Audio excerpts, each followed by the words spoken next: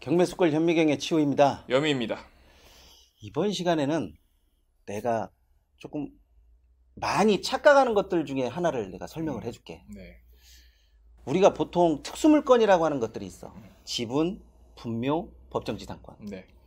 내가 이 부분에 대해서는 참 많은 이야기를 하면서도 생각을 다 조금씩 다르게 생각한다는 생각이 들어있어. 혹시 부동산 경매에서 좋은 물건하고 나쁜 물건의 차이가 뭐라고 생각해? 사줄 사람이 많은 땅? 뭐 그런 거는데 네. 기본적으로 그런 것이 딱 정해져 있다라고 생각하는 거야. 보통 부동산 같은 경우에는 내가 좋은 물건을 만들어야겠다라는 생각을 해야 이게 좋은 물건이 되는데, 좋은 물건이 딱 정해져 있고 나는 거기에서 숟가락만 얻는다 이런 생각을 가지니까 여기에서 조금만 상황이 바뀌어져도 이건 좋은 물건이 아니야. 이건 나쁜 물건이야. 근데 딴 사람이 그 물건을 받아. 그 사람이 그 물건이 좋은 물건이래. 그럼 나는 뭐가 되는 거야? 상황에 따라서 좋은 물건, 나쁜 물건이 아니라 내가 어떤 생각을 가지고 이 물건을 좋게 바라보느냐, 나쁘게 바라보느냐, 또 활용도가 있느냐, 없느냐, 그 차이에 조금 갈려. 실제 예를 한번 들어볼게. 네, 물건을 보면서 한번 설명을 한번 해주세요. 2018 타경 11304 물건이고 경기도 화선시 장안면 독정리에 있는 물건인데, 네. 이 물건도 묘지가 있어. 묘지가 있어요. 묘지가 있는데 이 물건 보면 오래된 물건이기도 하지만 낙찰 받았다가 불허가 했다가 또 낙찰 받았다가 또 잔금을 미납했다가 뭐 여러 가지 이유로 사연이 많게 어찌됐건 최종적으로 낙찰을 받았어. 네. 자, 그러면 2018년부터 지금 2022년도까지 과연 뭐가 바뀌었냐라는 거야. 그러면 낙찰 받은 사람이 어떤 의지를 가지고 이 물건을 받았냐라는 거에 우리가 포커스를 딱 찍어봐야 된다. 네. 보통 분묘를 낙찰 받을 때 어떤 생각을 가져? 분묘를 이장시켜야겠다. 아니면 분묘 주인에게 다시 그 땅을 팔겠다. 둘 다 안 되면? 둘 다 안 되면 그 땅을 써야 되는데 어떻게 써야 되죠? 분묘를 없앤 상태에서 그 땅이 활용 가치가 있냐 없냐를 먼저 따져야지. 법정 지상권이 있어요. 분묘 기지권이 있어요. 그게 무슨 필요야?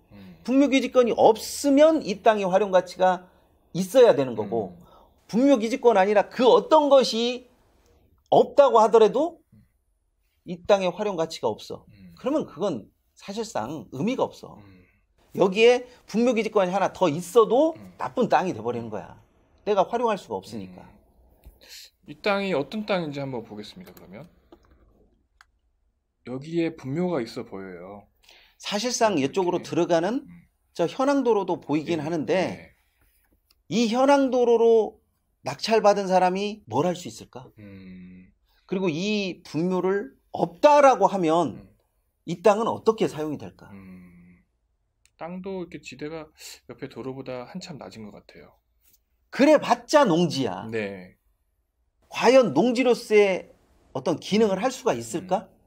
한번 스카이 뷰를 한번 볼까요? 네, 농지네요. 지금도 요렇게 농지야. 현황도로. 그리고 분묘가 이렇게 보이고.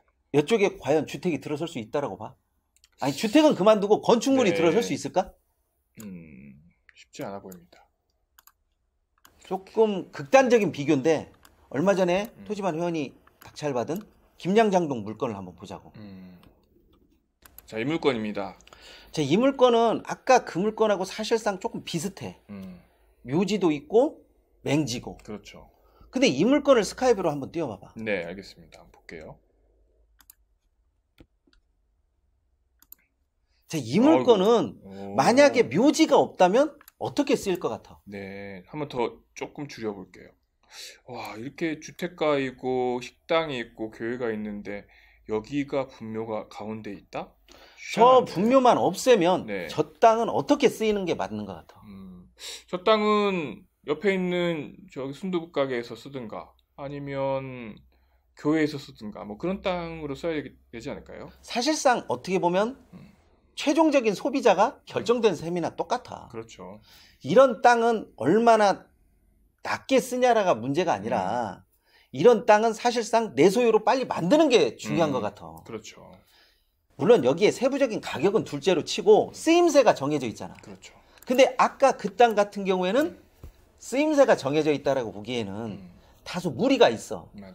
그렇기 때문에 낙찰가에서도 좀 차이가 있지만 이런 땅을 낙찰받아야 되는데 대부분 초보자들 같은 경우에는 가격적인 측면에 굉장히 많이 신경을 써.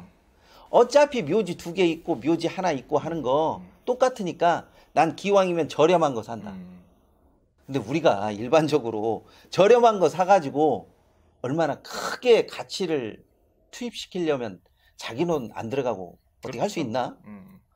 그런데도 사람들이 쉽게 생각을 해. 맞아요. 저것은 묘지만 치우면 누군가가 사겠지. 그 누군가가 누구야?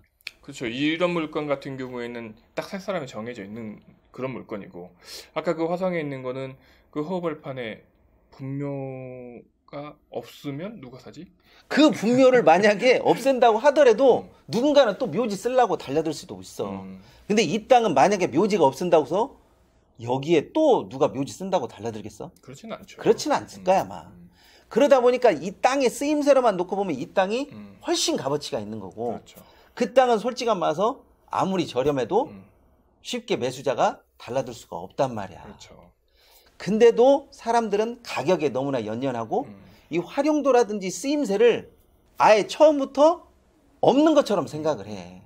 자기가 그걸 만들어 나갈 생각을 해야 되는데. 그리고 제가 보기에는 너무 쉽게 생각하시는 것 같아요. 분묘 주인이 돼 살 것이다.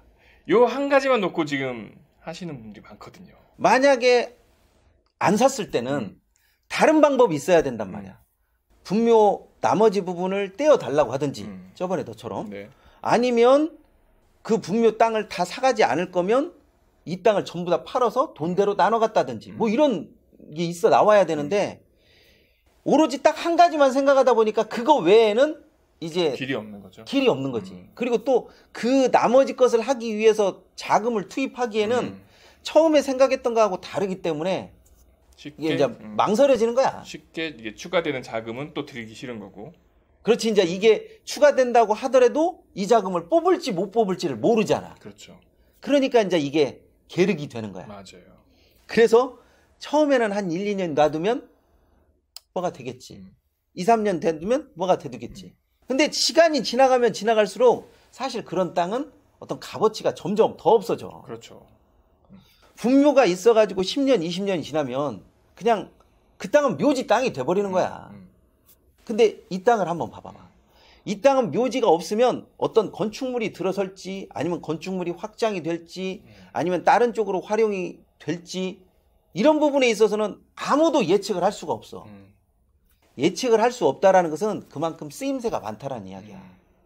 그래서 나는 어떤 쓰임새나 활용도, 그런 부분을 입찰하기 전에 꼼꼼하게 따져봐야 될 필요성이 있는데, 그렇죠.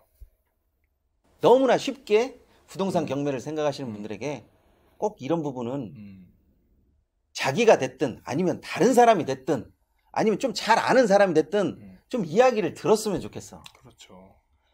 지식은 없고 좋은 쪽으로만 생각을 하게 되면 그 좋은 쪽으로 본다라는 것 때문에 항상 망해. 맞아요. 한 번 넘어지면 다시 일어나기는 쉽지가 않죠. 내가 인데까지 이 바닥에서 손실을 받기 때문에 다시 일어난다? 이거 말은 간단한데 막상 해보면 후유증이 상당히 커. 그렇죠. 이게 뭐 보증금 뭐 얼마 되지 않는 돈 뭐 200만 원, 300만 원 떡 싸먹었다 생각할 수도 있는데 사실 그렇게 한번 잃고 나면 다시 하기에는 쉽지가 않아요. 정말 쉽지 않아. 이게 제가 얼마에 낙찰 받았는데요. 주변이 얼마 가니까 저는 그냥 가만히 놔둘래요. 말은 쉽게 하는데 실질적으로 안 팔리는 거야. 그렇죠. 돈으로 바꿀 수 없는 부동산이 무슨 가치를 가지고 있어. 그런 거는 참는다라고 표현은 못하고 그냥 평생 내 거야. 평생 내 거. 그래서 꼭 활용도를 따져야 되고 부동산 경매에서도 보면 표준지라고 있어. 비교 표준지라고. 이 물건을 이거와 비교했습니다 해가지고 이 비교 표준지가 맞아 떨어지면 좋은데 안 떨어졌을 때는 각자 현장을 보고 아니면 또 다른 물건을 선정을 해서 비교해보면서 물건을 선택하는 게 그나마 좀 낫다라고 봐. 이번 시간에는 특수물건, 그 중에서도 활용도와 쓰임새를 보고 달라들여야 할 물건을 극단적으로 비교를 했는데요. 어떻게 보면 이게 독약이 될 수도 있지만 이런 부분은 꼭 참조해 보셔서 물건 선정을 조금 신중을 기했으면 좋겠다는 생각이 들어서 말씀드렸습니다. 이번 시간은 여기까지 하도록 하겠습니다. 감사합니다.